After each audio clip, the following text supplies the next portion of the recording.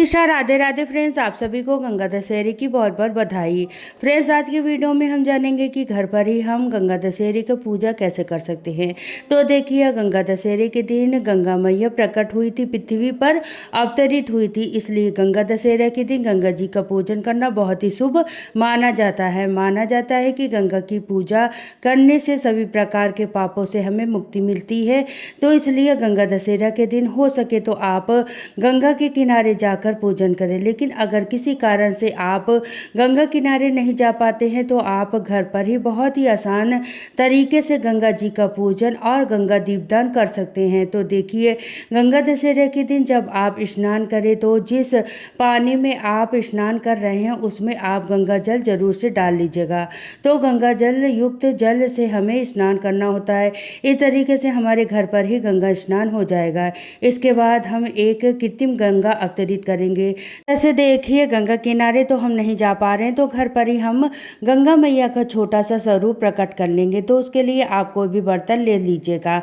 मैंने परात लिया है। परात घर का सबसे शुद्ध बर्तन होता है क्योंकि ये कभी जूठा नहीं होता है। तो आपके पास स्टील, तांबे, पीतल या कोई भी परात जो भी आप घर में यूज करते हैं तो परात है, आप वो परात ले लीजिएगा। मैंने यहाँ पर स्टील का परात लिया है। आप स्टील का भी, पीतल का, जो भी आपके पास हो वो परात आप ले लीजिएगा। मैंने यहाँ चंदन से स्वास्तिक बना लेंगे। उसके बाद फिर हम थोड़ा सा गंगा जल इसमें डाल देंगे और गंगा जल पहले हमें डालना है। उसके बाद फिर हम इसमें एक शुद्ध जल आप भर लीजिएगा।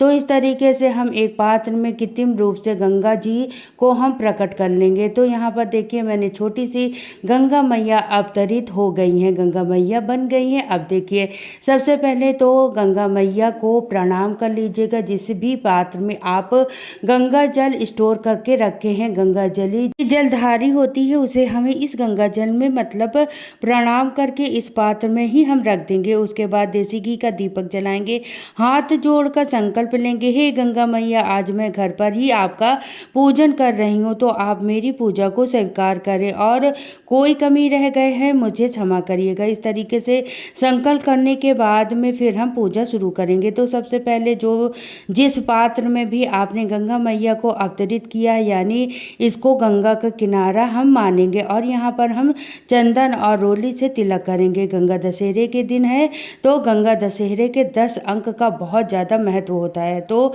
10 तिलक कर दिए हैं। जलधारी जो है उन्हें भी आप तिलक कर दे। गंगा जी का जो पात्र है उन पर भी आप तिलक कर दीजिएगा। इसके बाद हमें कच्चा दूध समर्पित करना है। तो जो भी दूध आप घर में यूज करते हैं, कच्चा दूध हमें समर्पित कर देंगे। फिर हम जौ बोएंगे। देखिए, गंगा जी में जौ बोया बहुत ही शुभ होता है, तो आप गंगा जी में जौ बिल्कुल ना भूलिएगा। जौ आप जरूर से डालिएगा, बोइएगा। उसके बाद कुछ मीठा भोग के रूप में समर्पित कर देंगे और चीनी या कोई भी मिठाई ले सकते हैं। आप के पास फूल है तो आप फूल भी चढ़ा दीजिएगा, फूल नहीं है तो कोई बात नहीं, बगैर फूल के भी आप पूजा कर सकते हैं। इसके बाद वस्त्र रूपी हमें मौली यानी कि कलावा समर्पित कर देंगे। वस्त्र के रूप में आप गंगा जी के लिए साड़ी, चुंदरी या सूट भी समर्पित कर सकते हैं। साथ में हम गंगा मैया के लिए श्रृंगार का सामान जरूर से चढ़ाएंगे। आप चाहें तो 2 चीज, 5, 7, 9, 11 या 16 श्रृंगार, जितना आपकी श्रद्धा, जितना आपकी सामर्थ्य हो उतना श्रृंगार का सामान आप चढ़ा सकते हैं। कम से कम 2 चीज़ें तो आपको जरूर चढ़ानी है।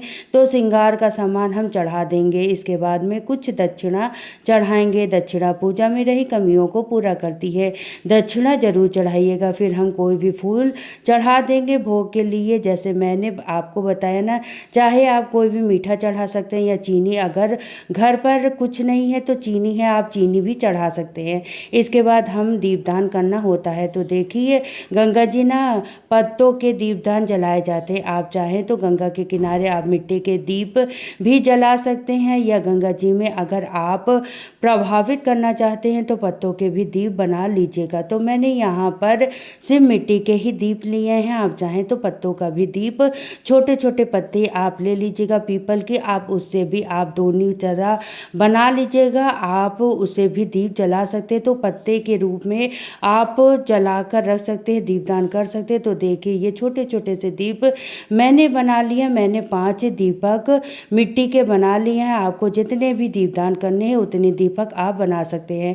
बहुत आसानी से ये दीपक बन जाते हैं। और अगर आप नहीं बना पा रहे हैं तो कोई बात नहीं, आप सीधे भी कोई भी जो दोना आता है आप उस दोने पे भी आप दीपदान कर सकते हैं। मैंने दीपक को जला लिया है। दीपक पर हम तिलक करेंगे, भोग रूप में तिल और थोड़ी सी चीनी समर्पित कर देंगे। इस तरीके से दीपक जब भी हम दीपदान करते हैं ना, दीपक को भोग जरूर से लगाते हैं। तो यहाँ पर देखिए अब हम इस दीपक को प्रभावित कर देंगे। तो गंगा जल को हम दीपदान को प्रभावित करेंगे इस तरीके से 5, 7, 9, 11, 21, 51 जितने भी दीपदान आपको करने हैं आप इस तरीके से दीपदान कर सकते हैं। तो इस तरीके से घर पर ही गंगा मैया का पूजन कर लेते हैं। फिर हम कथा सुनेंगे, तो गंगा दशहरे की कथा हम सुनेंगे। फिर हम गंगा मैया की आरती करेंगे।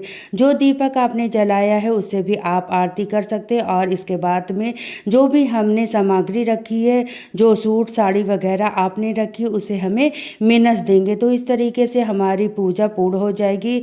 ये पूजा आप सुबह के समय भी कर सकते हैं। देखिए दीपदान या तो सुबह सूर्य उदय से होने से पहले किया जाता है या शाम को सूर्य अस्त होने के बाद करते हैं। अंधेरे में ही दीपदान का बहुत ज़्यादा महत्व होता है। तो आप सुबह या शाम किसी भी टाइम पर ये दीपदान कर सकते हैं।